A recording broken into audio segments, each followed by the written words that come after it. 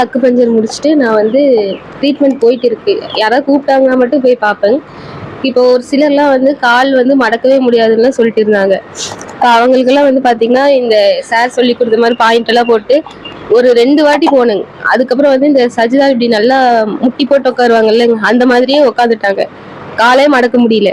அது மாரி அது ஒண்ணு பண்ணியிருக்கேன். அப்புறம் இப்ப இந்த கையெல்லாம் வந்து பார்த்தீங்கன்னா வச்சுக்கோங்க, இப்படி புடிச்சுக்கும்ல, ரொமட்டாய்டு ஆர்த்ரைட்டிஸ்லாம் வரும்ல, அந்த மாரி இது வந்தாங்க. ஒரு 4 மாசமா அதே மாரியே இருந்துச்சு போலங்க. கை மடக்க முடியல, விரல்லாம் மடக்க முடியல. டக்கு டக்குன்னு புடிச்சுக்குவோம், அப்படியே நின்னுரும்.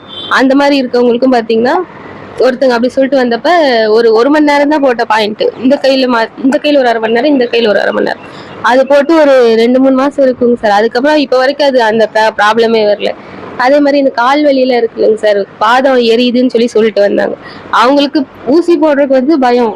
அதனால நான் ஊசியெல்லாம் போடலைங்க. சும்மா அந்த பாயிண்ட் மட்டும் பிரஸ் பண்ணி விட்டு, கையில பாதம் வைக்கும் போதே அழுதுருவாங்க. ரொம்ப வலின்னு சொல்லிட்டு அழுதுட்டே தான் எழுந்திருப்பாங்க. அப்புறம் நான் அந்த பாயிண்ட் மட்டும் ஜஸ்ட் இது மட்டும் பண்ணுங்க நைட்டு அப்படின்னு சொல்லிட்டு பண்ண சொல்லிட்டேன். அடுத்த நாள் பார்த்தீங்கன்னா, அடுத்த நாள் வலியே இல்லையாம்.